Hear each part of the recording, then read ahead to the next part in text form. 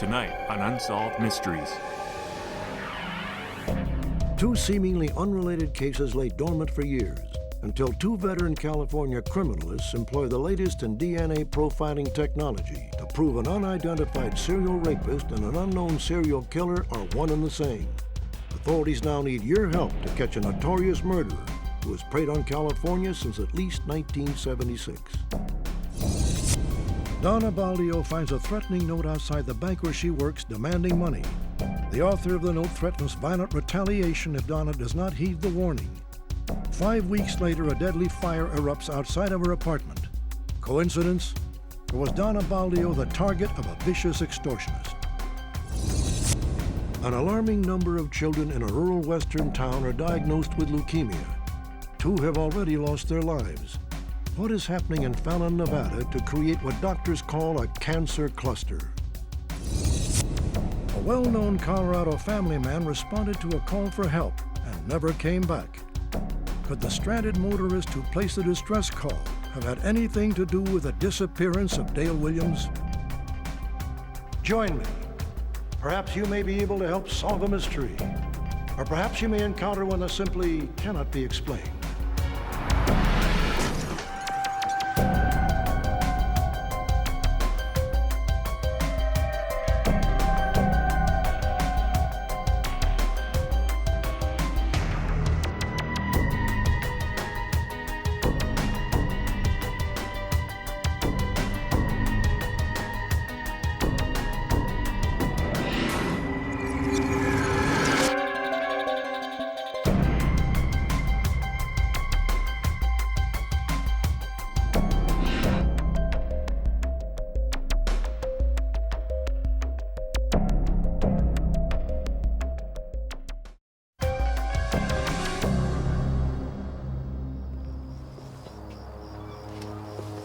October 1976, an affluent suburb outside Sacramento, California.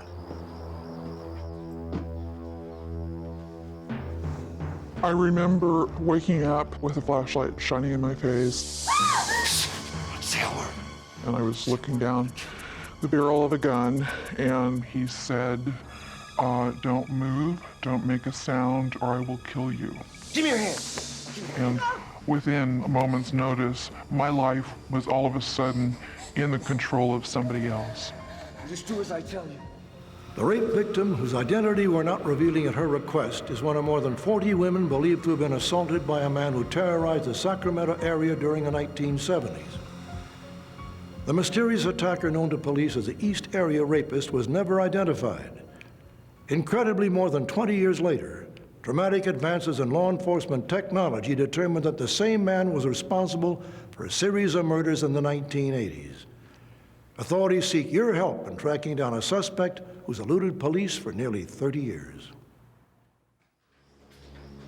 During the 1970s, the man who would defy detection for decades established himself as a unique offender with unusual signature habits, including boldly lingering in victims' homes for hours. I know that at some point he was out in the living room smoking, and the police felt that he maybe had gotten into my refrigerator. I think he was in the house anywhere from 2.5 to 3 hours. I lay there for what seemed like a long period of time with no noise, and then all of a sudden, Did you miss me? I couldn't see, I couldn't move, and I couldn't yell. And I remember wondering, is this it? Is this the way I'm gonna die? Eventually, after sexually assaulting his victim, the rapist would quietly sneak away. Can you tell me maybe a little of what he looked like? Detective Carol Daly interviewed many of the rapist's victims. Mask. The East Area Rapist very definitely did a psychological rape along with the physical rape. In the manner in which he would threaten the victims, the length of time that he stayed in the home. Richard? His crime was different and unique.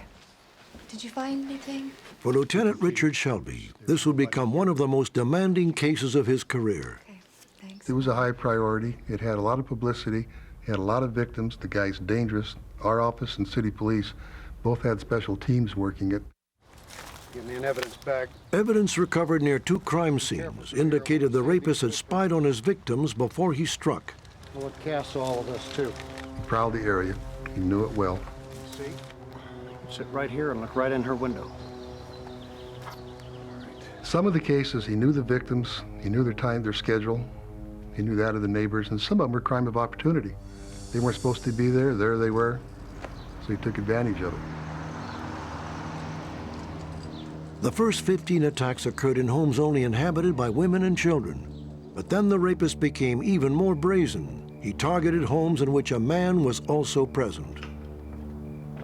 When the rapist would come in, he would, at gunpoint, order the female to tie up the male in the house. And then he would remove the female to the other part of the house where he would also tie her up. And then he would put the dishes on the husband. If I hear one plate rattle, I'll kill everyone in the house. While he was in the other room, occupied with the sexual assault, he could hear whether or not the male was trying to get free. I can't think of any other rapes that I worked other than this one, where a suspect was willing to go in and do the types of things that the East Area Rapist did when there were other people in the house. There was so much fear in the community, and there were so many rumors out there about what the East Area Rapist was doing, so we were holding town hall meetings. We understand your concern. They were incensed to think that a man could have been in the home when these rapes occurred and not have done anything about it. Look, you don't need to worry about... In this particular meeting, a gentleman got up and said, "I don't believe that could happen. But if he ever comes into my house, I'm gonna be ready." That man and his wife would later become victims. It led me to believe that the rapist was in the audience that night and probably followed this couple home. I think that he liked the excitement of the game. I think it was as much a game with the investigators as it was for what he was doing to the victims. The sadistic game being played by the rapist often extended beyond the attack itself. Hello. Several victims reported receiving disturbing phone calls from the rapist years later. Who is this? I felt by what he said to me that he had been still watching me and stalking me. I felt absolutely terrified. I think the phone calls were just his way of saying, "You're still my hostage. Even though I'm not in your house, psychologically you're still my hostage." By the late 1970s, the East Area Rapist had moved west to communities in Contra Costa County, 50 miles from Sacramento. Authorities traced 5 more sexual assaults to him there before the attacks abruptly stopped. And everybody speculated on where this guy might have gone and why he might have stopped. And there was nowhere to go with it. We had no real physical description. Years passed. The trail grew colder. Then 400 miles south, at the Orange County, California Sheriff's Department, forensic scientist Mary Hong compared semen samples from several unsolved rape murders in the Southern California area and linked the crimes to the same perpetrator.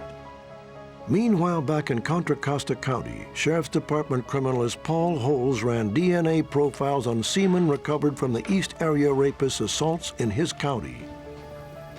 Then in 2001, Paul Holes contacted Mary Hong. Let me grab that file. Independently, he was thinking that this guy has to be committing these crimes somewhere else. So he actually was calling these agencies and finding out if they had any cases that fit his profile. Okay, I've got D3, 15, 16. I had him read me the profile that he had on his case. Okay. And I compared that to the profile that I had in our cases, and they matched all the way across. Wow, looks like we've got a match. At that point, we knew that we had just connected the series of sexual assaults in Northern California with a series of homicides down in Southern California. We felt before he left Sacramento that he was ready to kill. His behavior was becoming more and more bizarre, and the threats that he was making to the victims were more severe. Just his demeanor was changing. The East Area Rapist had become a Southern California killer, leaving a trail of deaths in his wake. Charlene and Lyman Smith of Ventura.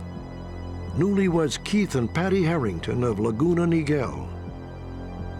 Manuela Withune of Irvine. 5 years later, the next murder took place on May 5, 1986. Janelle Cruz also lived in Irvine. Like the others, she had been tied up, sexually assaulted, and bludgeoned to death in her home. Larry Poole of the Orange County Sheriff's Department has headed up the Southern California investigation. We don't have anything that we've linked to him after May 5th of 1986. Doesn't mean that it doesn't exist, doesn't mean that it's not out there for us to acquire. We're just not aware of it. However, based on the killer's MO, Larry Poole has come to believe that the man he's pursuing also murdered 2 couples in Santa Barbara before and after the string of cases connected by DNA began. I don't know of anyone like him. He's a very unique offender. 50 rapes that we're aware of, 10 murders that we're aware of. We suspect that he's probably responsible for more rapes and murders and crimes outside of what we've identified. With a biological link to the Northern California rapes confirmed, investigators now had 50 additional cases to comb through in search of new clues to the serial killer's identity. The East Area Rapist's MO of stacking plates on the victim's partner during the assault is believed to be particularly unique. It's a signature aspect of our offender. Is it possible that someone abused him and treated him the same way? Terrorizing him, perhaps, as a boy when he grew up, it's possible. If the old police adage that serial killers do not stop unless they're caught is true, how is it possible this one hasn't been heard from since 1986? He could be dead, he could be disabled, and is no longer capable of doing what he once did as a serial killer. He could have moved to another state, changed his MO somewhat, and has committed multiple offenses that he's been identified for, and we've just yet to link him up. Larry Poole believes there's another possibility, that this serial killer could be incarcerated, perhaps on death row for an unrelated murder. Poole advocates DNA testing of every death row inmate. However, in California, investigators are blocked by an injunction that prohibits the extraction of blood from any prisoner on death row against his will. There are approximately 600 men who are among California's most heinous, notorious criminals who do not have DNA profiles compared against the databank. I think that we need to do whatever we possibly can to identify him. And to miss that opportunity, I think is criminal. Please, somebody out there has to know something about this person. And if the information could come forward, will it ever bring closure to the victims? Only that they would feel safe, that he is not out there to attack again. I don't want to end my career without having solved this. And if it's not solved by the time I retire, I'll think about it till the day I die.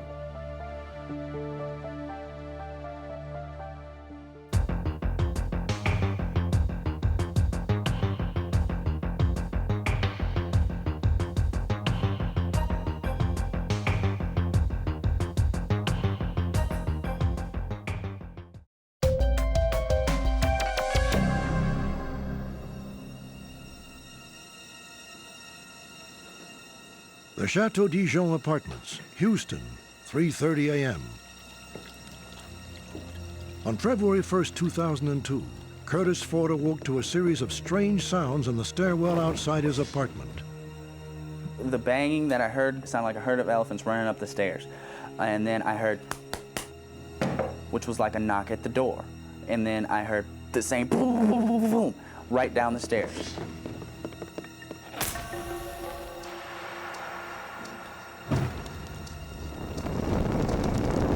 So I looked up, and this wall of fire just shot out my side balcony window, just shot straight up and out. It was like my whole apartment lit up. I couldn't believe the amount of force that this thing had. Curtis escaped the fire unscathed. 3 of his neighbors would not be so lucky. The fire at the Chateau Dijon apartments was quickly ruled arson. Few details have been released as to exactly how the blaze started, but authorities say it may not have been a random act, that the arsonist was possibly trying to harm a specific resident of the building. That person was Donna Baldio. Donna Baldio lived a quiet life with her 22-year-old son, Jailel Lewis, and 8-year-old daughter, Bunny Sue Terry. By all accounts, the family was close and had no enemies. But several weeks prior to the fire, a disturbing incident may have given someone motive to attack Donna. Donna Baldio had worked at Wells Fargo Bank for 10 years. She was currently a manager at a drive-through branch located outside of Houston. On December 22nd, Donna was the first to arrive at work. She immediately noticed an odd piece of paper lying in front of the bank's entrance. Encased in a protective plastic sheath was a note. It demanded all the money from the bank, and if anyone called the police, they would face dire consequences. It was a well-crafted note, well verbalized, and specifically threatened employees if they didn't cooperate in turning over all the bank's money that day, that they would be retaliated against. Donna retreated to her car. 5 minutes later, another employee showed up. Don't stop, just follow me. They drove to a nearby convenience store and contacted their supervisor, who called police. I pulled up like normal, parked the car, started walking. Donna had done exactly what the note had explicitly instructed her not to do. Authorities found no fingerprints on the note, nor were there any clues as to who the author might be. The investigation never turned up a suspect. Move on. Okay. While investigators had no evidence that pointed directly at the suspects leaving this note for Donna Baldio personally, she is the person who found it, and in this instance, Donna Baldio did not comply. 5 weeks later, the blaze erupted in the stairwell at Donna's apartment building. Donna's unit was one of 2 located on the 2nd floor. 2 more units were downstairs. Authorities speculate that Donna's daughter, Bunny, was awakened by the mysterious knock. Unaware of the inferno outside, she opened the door. Bunny, stop! No! Bunny! Donna and her son Jai then ran into the flames, desperate to rescue her. Curtis Ford, Donna's downstairs neighbor, witnessed the unfolding nightmare. Jai's laying there on the landing, and I saw him burning, and I just grabbed his ankle and I pulled him down, you know. And he was just like screaming at the top of his lungs, like, my sister's dead. I mean, he just couldn't believe the fact of this going on. I mean, it was just horrible, horrible, horrible. Curtis saw Donna repeatedly enter the flames. Horrifying screams for her youngest child went unanswered. The look on her face just would break any person. I mean, I couldn't sleep for the next 2 months because of it. Emergency workers arrived at the apartment complex within minutes. Donna and her children were the only victims of the fire. Donna and Jai had been critically burned over their entire bodies. They barely clung to life, hysterical over Bunny's fate. When the smoke finally cleared, the 8-year-old was found dead in the stairwell. This was absolutely one of the most horrible events I've seen in my 30 years in the fire department, because they were literally burned alive there.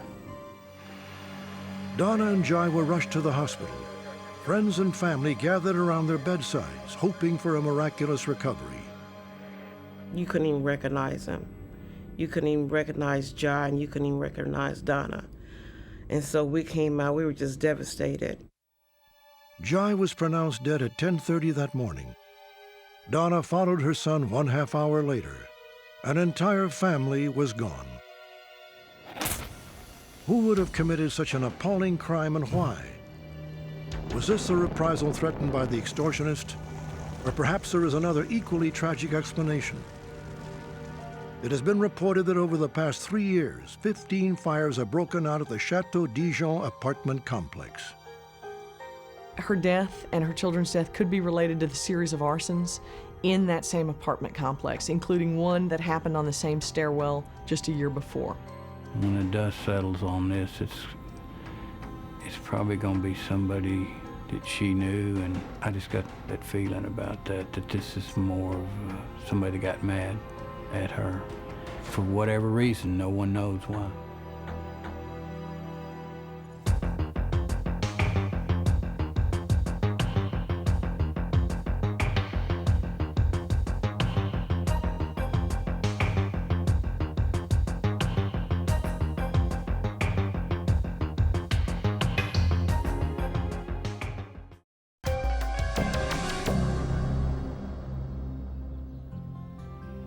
Fallon, Nevada, population 8,000. For those who moved here, it seemed like the perfect place to escape the urban sprawl and raise a family.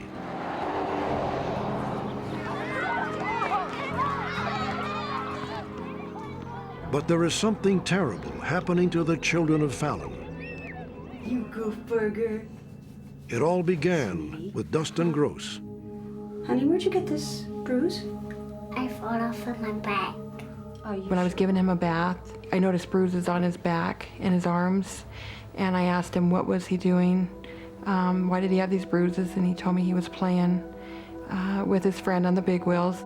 And I thought, okay, that makes sense, that's where the bruises come from. Honey, what are you doing home? Well, he's been tired all day. But then the next day, my husband had noticed a lot more bruises and brought it up to my attention. See, please. I saw he had bruises all over his body, his arms, his legs, his stomach, his back, and little red blood specks on the surface of his skin. And I knew that something was wrong at that point. You're gonna feel all better. Brenda took Dustin to the local hospital, and he was immediately transferred to the UC Davis Medical Center. Blood was drawn. A diagnosis was made. The doctor told us that Dustin had leukemia. I knew what leukemia was. I knew it was a cancer, but I didn't actually realize how severe. Brenda soon learned the seriousness of Dustin's condition. Acute lymphoblastic leukemia strikes children usually between the ages of 2 and 9. It causes the production of millions of defective white blood cells, destroying the immune system, and can be fatal. Dustin immediately underwent aggressive chemotherapy. You wanna take your pills? I've never went through anything like that before in my life. Not knowing what to expect, what my child's going through, seeing him lie there so lethargic and so lifeless. I think that that's probably the hardest thing that I've ever had to deal with. It was not easy. Dustin Gross was not alone. Over the next 2 years, 14 more children contracted childhood leukemia in the Fallon area, an astronomical number in a community so small. 2 have lost their lives. Authorities are now convinced that the outbreak is not a coincidence. Parents are in a state of panic, desperate to find answers before more children become ill and possibly die. Within weeks of Dustin Gross's diagnosis, 2 more children came down with childhood leukemia. The cancer treatment facility at the local hospital, run by RN Barbara de Braga, was overwhelmed. Even at that point, I was just thinking, it's just coincidence. It's just a terrible coincidence, but it's a coincidence. But then shortly after the 3rd, then we got a referral for a 4th. Barbara de Braga feared that she was looking at an abnormally high occurrence of the disease known as a cancer cluster. She contacted the state assembly person for the Fallon area, and an official investigation was launched. A state epidemiologist, Dr. Randall Todd, prepared an all-out inquiry. The devastating disease threatened to spin out of control, striking victims number 5 and 6. A couple of days after, there was a 7th case diagnosed. And so this started to kind of make the hair on the back of my neck stand up a little bit. It was a frightening time. We have a series of questions we want to go over with you, and we're going to use this office right here. Okay. That's okay. An alarmed Dr. Todd immediately sought a common denominator shared by all the victims that might explain the epidemic. Could it be an environmental toxin? And how is the water supplied to that house? Is it? It's a well. It's a well. Okay. So Interviews with parents, however, produced no answers, and Dr. Todd watched helplessly as new cases continued to appear. Zach Beersley was the 9th child diagnosed with childhood leukemia. When I heard I was number 9 in a cancer cluster, at that time my child was so ill that all I could think about was, how do I get out of this mess with a healthy child? After I found my feet, if you will, I realized that it was important to get involved in the investigation. And that's when I found the strength and rolled my sleeves up and said, well, what can I do? And then you start to fight, and you don't look back, you know. Tammy Beersley readily opened her house to a phalanx of scientists. The search for the common denominator continued. What did all these children share that might explain their illness? There was a team of people that came into our home and vacuumed, took dust samples, air quality samples, water samples, biological testing. They scraped our mouths, blood tests. But these tests were inconclusive. Perhaps the problem was not in the children's homes, but in the surrounding environment. Was there something unique about Fallon that could explain why a cancer cluster appeared here? Researchers began with the water. the one thing that makes this community sort of stand out is that they have one of the highest rates of naturally occurring arsenic in their water supply of any place in the nation. Researchers also found mercury in a nearby lake and several irrigation canals, places where the children were known to play. And there was another unusual feature about Fallon that raised red flags. Residential homes are freely intermixed with farmland. They have to treat these fields with pesticides and fertilizer and this type of thing. So you're now having that very close to the living community rather than maybe in a normal farming community where it starts on the outskirts of town. Radioactivity was also a possibility. Underground atomic tests were conducted near Fallon during the 1960s. Arsenic, mercury, pesticides. There seemed to be no shortage of toxins in the environment. Incredibly, scientists have so far failed to link any of them to the outbreak. In fact, no studies have ever demonstrated that these contaminants play a role in contracting childhood leukemia. Working on this really is like trying to do a gigantic jigsaw puzzle. What we can say is that, in fact, we likely will not have the complete puzzle put together at the end of this investigation. There was one final possibility.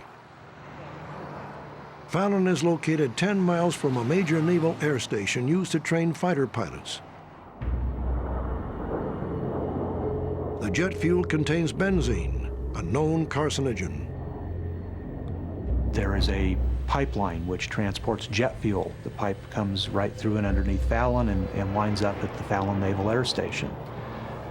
We wondered, was there fuel getting into the water supply? But we didn't find any evidence that the water had been contaminated with jet fuel.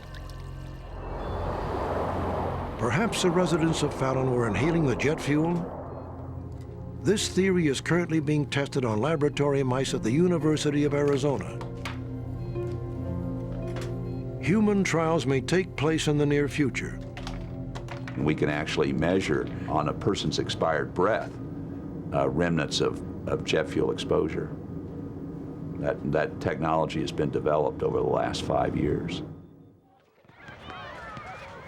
While authorities search for answers, the parents of the children suffering from leukemia in Fallon try to remain optimistic.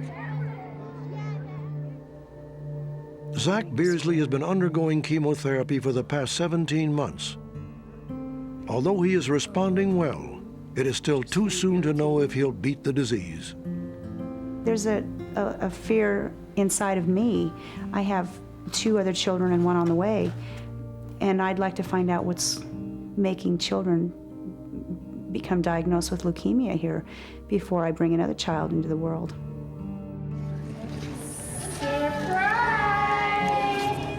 After 2 years of intensive chemotherapy, Dustin Gross recently had an end-of-treatment party. His cancer is currently in remission, but there is always the fear that it may one day return. I am worried for my family and my other children, and for Dustin still. I will never give up on pushing the research to find what has caused childhood leukemia and a cluster in this community. Obviously, the more research and continued research is going to get us closer and closer. And I feel that we will find it, but we cannot let up.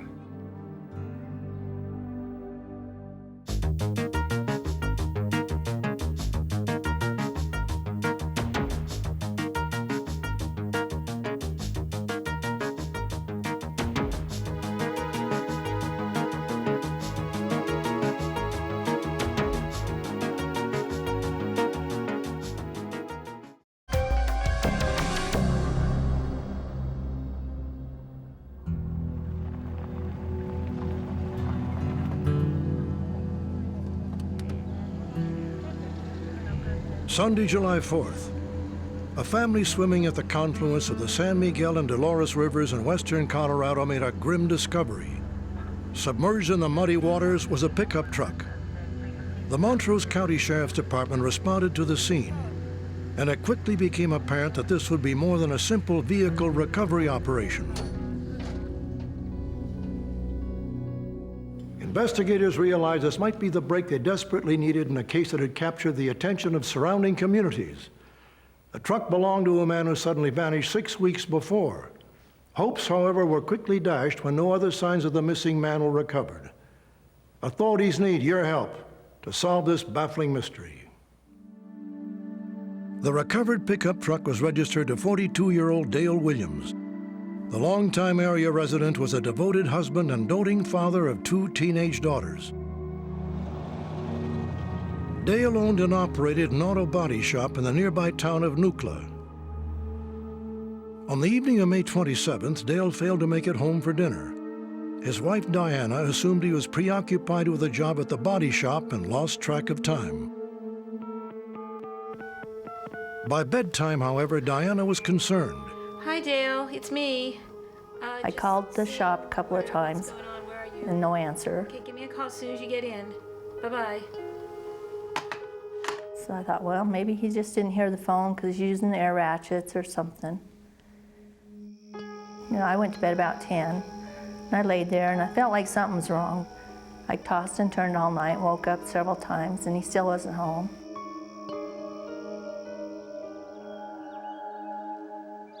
Diana woke at dawn and was horrified to discover Dale had not made it home all night. As soon as she got her kids off to school, Diana drove straight to Dale's garage.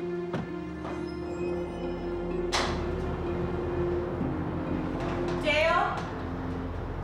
When I first walked in the shop, the door was unlocked. Dale? The hood was still up on the van. His tools were just laying around the vehicle, like you just walked away from it for a few minutes.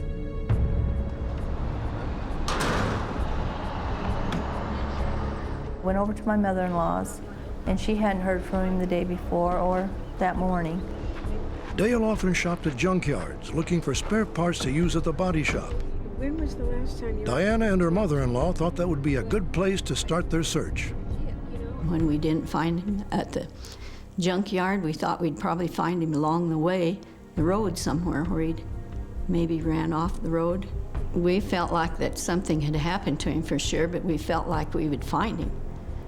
But as it happened, we didn't find him. Within a few hours, Diana Williams notified police, and word of Dale Williams' strange disappearance spread through Nucla. Investigators began piecing together Dale Williams' day.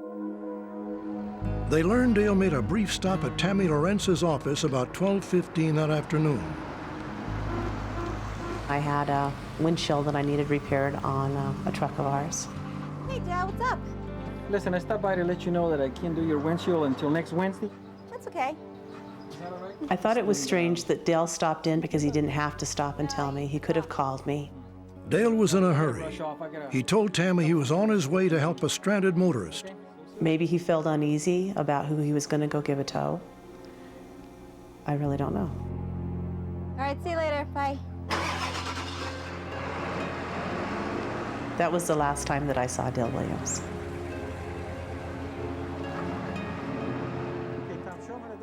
Investigators determined that Dale's friend Tom Ross had been with him just before Tammy saw him. We got an arm. Tom and his young son had stopped by the body shop late that morning. It was just getting close to the noon hour, and he said, I'm real busy today, I got a full shop, but he said, I got time for one game of darts if you got time. I said, yeah, sure. Yeah, nice job, bud, nice job. Hold on a second. Phone call come in. Hello? And they were broke down, they said about 3/4 of a mile east of the Bedrock, Colorado store, just a little country store. Yeah, I think I know where that is. I was under the impression that it might have been a lady that called. Nothing that was actually said, it was just the way he talked and stuff. Yeah, no, it's the other road. It's the only way to go. Dale's shop had auto body repair. He was not a mechanic, so it was unusual for him to receive a call for roadside help. I did feel odd that they called Dale for assistance. Sorry, guys, I'm gonna have to take off. But at the same time, Dale was one that was willing to go and help somebody if they were broke down. We said our goodbyes at the shop door. That's the last time I ever saw Dale. The citizens of Nucla responded to the emergency situation. Missing posters were printed up and distributed by Dale's friends and family. It makes me feel really great to know I'm in a small town and everybody cares. However, Diana would soon come to understand that not everyone in her small town did care. We had missing posters up, and I noticed I put some in the post office, and about 2 days later, they're all gone. So I put some more in there. They just, 2 or 3 days, they'd disappear. That ultimately resulted in us installing a hidden camera in the post office in Nucla. And that led to us being able to determine who was responsible for the disappearance of those flyers. Within a few weeks, the camera hidden by police captured images of this man tearing down the flyers. Incredibly, he was ultimately identified as a former longtime family friend of Dale and Diana Williams. The individual depicted in the photographs was questioned, and he denied any involvement in Dale's disappearance. He also was able to give us an alibi for the 27th of May, 1999, and for the most part that alibi is consistent and has been confirmed. Could Dale's disappearance have had anything to do with some bad blood between the two men? 12 months before Dale vanished, Diana and Dale helped move the mystery man's ex-wife to another state without his knowledge. He was angry at Dale for helping his ex-wife move and get clear out of the area. And then we wouldn't tell him where she was at or anything like that. And I feel like he was really angry with Dale for that. A month after helping the man's ex-wife move, Dale found some disturbing items outside his auto body shop. He went to work, he noticed some pictures torn up there, just laying all over the ground. The torn photographs had been stolen from his shop. They depicted Dale and Diana with their now divorced friends in happier times. Several .22 caliber bullets were also scattered across the ground. Several days after that, Diana made a strange discovery in the night drop box at the video rental store she ran, a .22 caliber revolver. Diana and Dale later discovered the gun, like the torn photos, had also been stolen from Dale's auto body shop. I was really nervous because I didn't know what to think. And Dale just told me to not worry about it. Things will be okay and things will settle down. Whatever happened, it was more to scare him, he felt like, than anything. Police interviewed Dale's former friend about the burglaries, but he denied any involvement in the break-in. Dale's life seemed to return to normal. Then 11 months after his body shop was burglarized, Dale Williams suddenly disappeared. 6 weeks later, Dale's truck was recovered from the river. An analysis of the vehicle and its recovery site provided more clues. The truck's ignition was turned on, the vehicle was in gear, and the angle between the highway and the river was extremely sharp. Each detail seemed to indicate that someone had deliberately steered Dale Williams' truck into the water.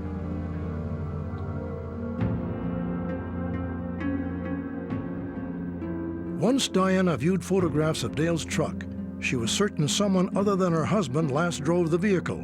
She took particular note of the partially open driver's side window. Dale usually drove with the driver's window all the way down, but never halfway. Always down or up. Somebody put it in there to get rid of it. Somebody who knew the river.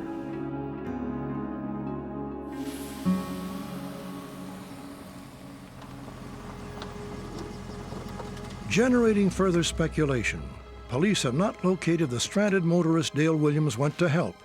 Was a mystery caller a woman, as Dale's friend surmised? And why has that person never come forward? Go there.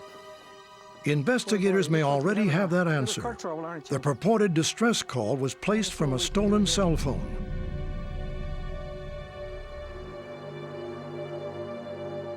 Dale Williams' loved ones must also face yet another perplexing scenario.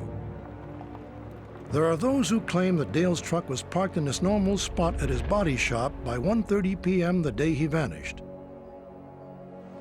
If true, Dale or someone else drove his truck back into town within 90 minutes of his responding to the distress call outside of town.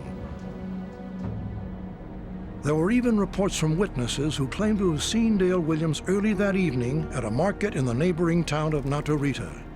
I do believe that the people who saw Dale Williams between 5 and 6 o'clock at the local grocery store did in fact see Dale, and that they are people in the community, that their word can be trusted.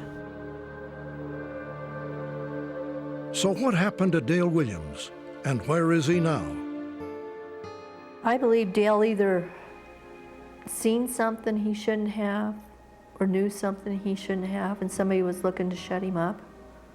Maybe he was ready to go to the cops and tell what he knew, and that was their way of shutting him up.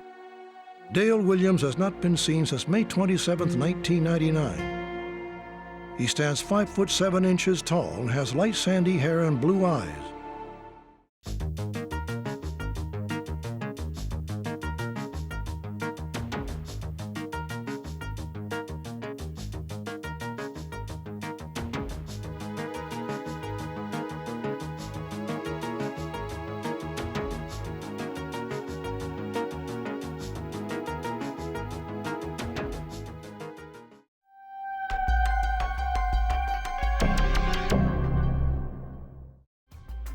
Join us next time on Unsolved Mysteries.